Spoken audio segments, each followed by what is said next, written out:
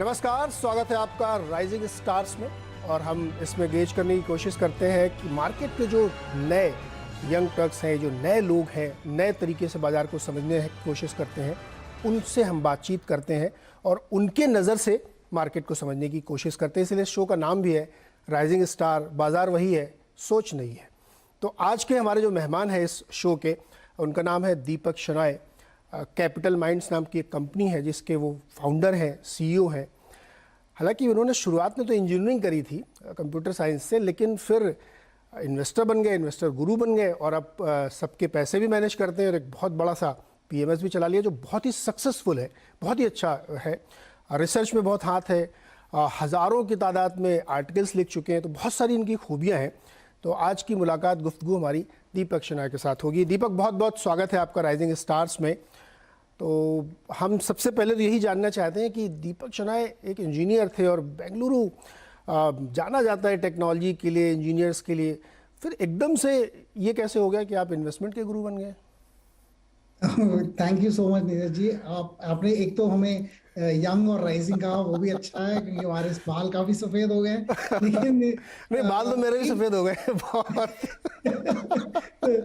पर शायद इस बिजनेस में बाल सफेद होना एक्चुअली यूजफुल माना जाता है, क्योंकि बैटल के स्कार्स जो कहते हैं जिसका उससे उससे ज्यादा इन्वेस्टमेंट बनती है। लेकिन हमारे जैसे मैं अगर मेरे हिस्ट्री देखें तो I was an engineer, computer engineer, और मैं कंप्यूटर टेक्नोलॉजी वाली कंपनी ही मैंने स्टार्ट करी थी बैंगलोर में 98 में। लेकिन जब मैंने वो कंपनी चलाना, हम अकाउंटिंग सॉफ्टवेयर बनाते थे और उसी टाइम पे हमने मतलब अकाउंटिंग सीखने के लिए, क्योंकि हमने सॉफ्टवेयर बनाना था तो अकाउंटिंग तो सीखना ही था। तो उस हिसाब जो उस टाइम पे जो हमने सीखा और फिर देखा कि पब्लिक कंपनीज जो हैं अपनी बैलेंस शीट्स, उस टाइम पे इंटरनेट काफी न्यू था लेकिन बैलेंस शीट्स वगैरह मिल जाती थी ऑनलाइन।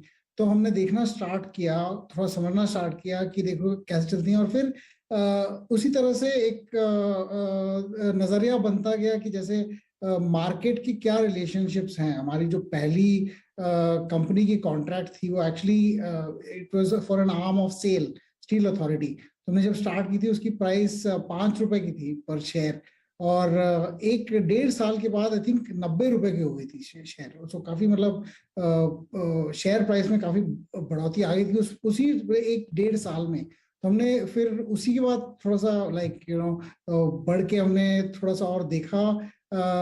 फिर एक टाइम पे हमने एल्गोरिथमिक ट्रेडिंग, जो इंडिया में काफी नई नई थी 2008-2009 में, उस टाइम पे हमने वहां पे, मैं बॉम्बे भी शिफ्ट हुआ यहाँ से, बैंगलोर से बॉम्बे, कि हम थोड़ा एक्सप्लोर करेंगे। देखिए इंडिया में एल्गोरिथमिक ट्रेडिंग क्या हो सकती है। Automatically can you buy and sell stocks, मतलब आप कंप्यूटर अगर उसमें कोई एल्गोरिथम बनाया जाए कि ऑटोमेटिकली देखिए कि जब खरीदने का टाइम होगा तो ऑटोमेटिकली खरीद लेगा और फिर ऑटोमेटिकली बेच देगा। उस टाइम पे इंडिया में उतना मतलब इंटरेस्ट नहीं था एल्गोरिथमिक ट्रेड में, अब तो काफी ज्यादा इंटरेस्ट हो गया है।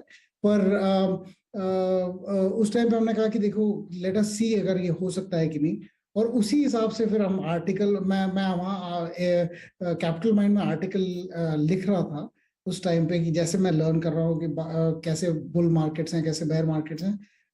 वहां से आगे जाके जैसे मेरी इंजीनियरिंग की नॉलेज ज्यादा डेटा स्पेसिफिक होने के लायक, इन सेंस में मुझे डेटा अच्छा लगता था कि अगर डेटा से कुछ, क्योंकि उस टाइम पे काफी ये था कि अगर आप प्रोमोटर को जानते हैं, मैनेजमेंट को जानते हैं, तो आपको पहले पता लगेगा क्या होने वाला है।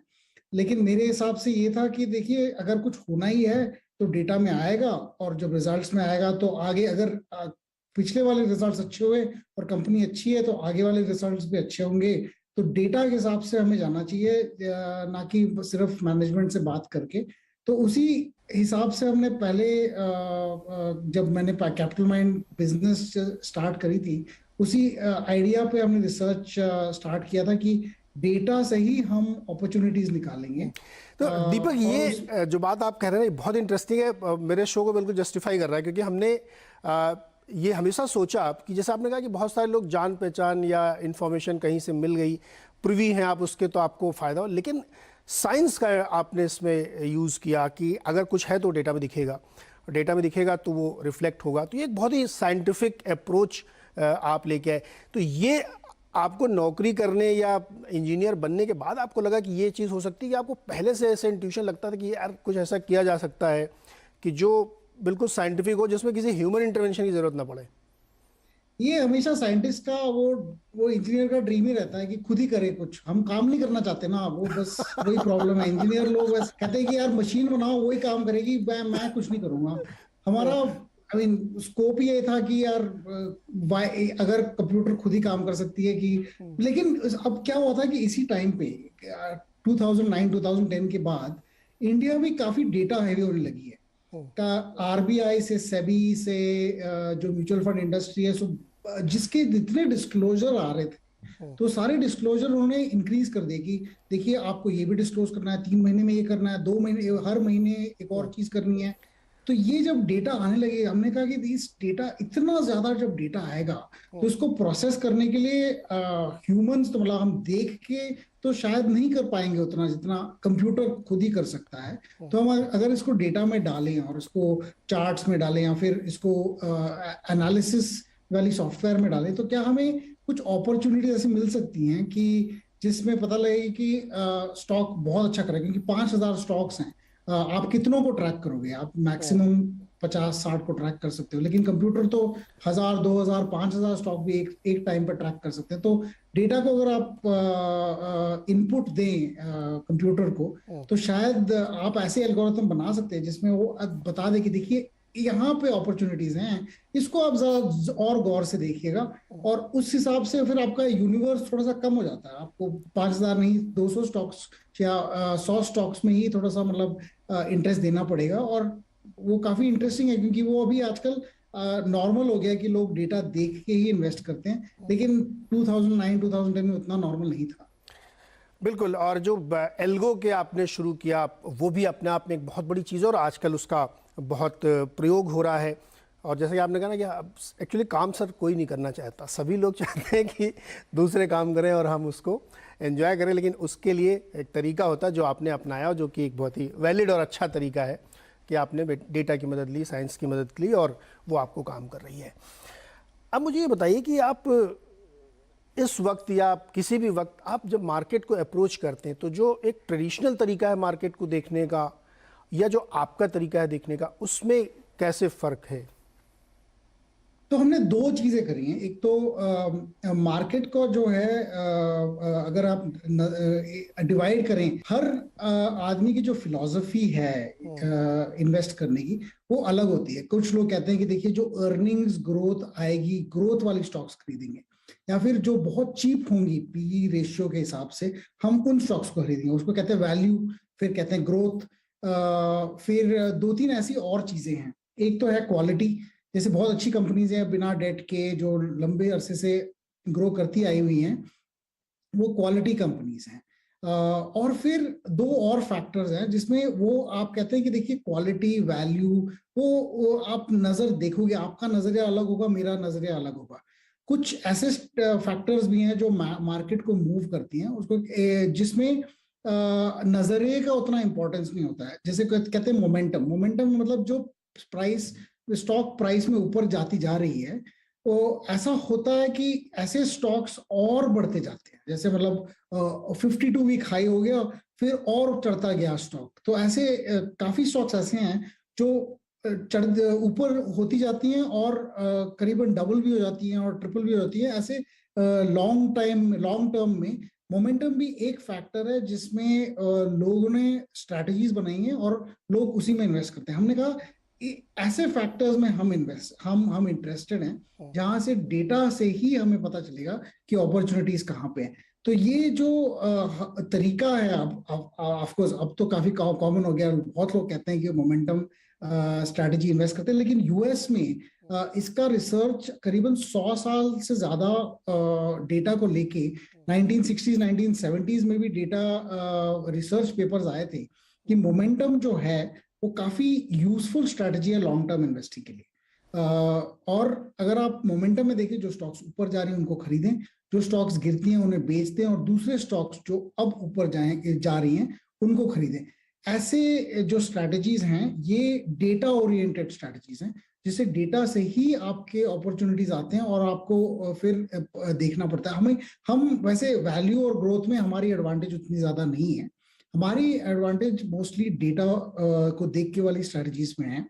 और दूसरी जो चीज हम यूज करते हैं मैक्रो इकोनॉमिक डेटा। अब लोग कहते हैं कि देखिए मैक्रो इकोनॉमिक से कुछ होता नहीं है, पर काफी टाइम ऐसा देखने को मिलता है कि जैसे जो स्टॉक्स हैं वो तभी ऊपर जाती हैं जब बहुत सारी फैक्टर्स आपके फेवर में हो। एक तो होना चाहिए कि स्टॉक की खुद की अर्निंग्स अच्छी हो, वो तो ठीक है, पर मार्केट भी ऊपर जाना चाहिए, फॉरेनर्स को भी इन्वेस्ट करना चाहिए और मतलब पूरी मार्केट को भी उठना चाहिए। तो इस मैक्रो इकोनॉमिक फैक्टर्स का जो एनालिसिस है वो भी हम करते हैं ताकि हमें पता चले कि किस टाइम पे पोजीशंस बढ़ानी है और किस टाइम कम करनी है। दीपक, जैसे मैं तो हमेशा ये कहता हूँ कि अगर आप इंट्राडे ट्रेडर हैं तो आपको चार्ट सीख लेना चाहिए, और अगर आप पोजिशनल या स्विंग ट्रेडर हैं तो आपको अखबार पढ़ना चाहिए, और अगर आप लॉन्ग टर्म इन्वेस्टर हैं तो आपको इकोनॉमिक डेटा देखना चाहिए, क्योंकि आपको ट्रेंड पकड़ना होता है कि कैसे वो साइकिल बदल रही है। तो आप सारा दिन मार्केट ही सोचते रहते हैं क्या? अब कहा दो बच्चे हैं तो मतलब मार्केट इतना देखने को टाइम तो मतलब हर टाइम तो नहीं मिलता है, पर जरूर ऐसा होता है कि माइंड में हमेशा रहता है कि कुछ इंटरेस्ट है। अब एक टाइम ऐसा था कि हम सुबह से शाम तक सिर्फ वो स्क्रीन में ग्रीन और रेड देखते थे, और वो बिल्कुल आई थिंक यूजलेस है। अगर आप देखते रहोगे तो आपको कसिनो वाला फीलिंग आएगा बस कि। अच्छा दीपक, कभी ऐसा होता है कि रात में जाने से उठ के दिखा रहे देखें इस समय डाउ कहाँ चल रहा है भाई, बहुत सुबह, ऐसा होता है क्या? क्यों मीम बनते हैं इसमें बहुत सारे।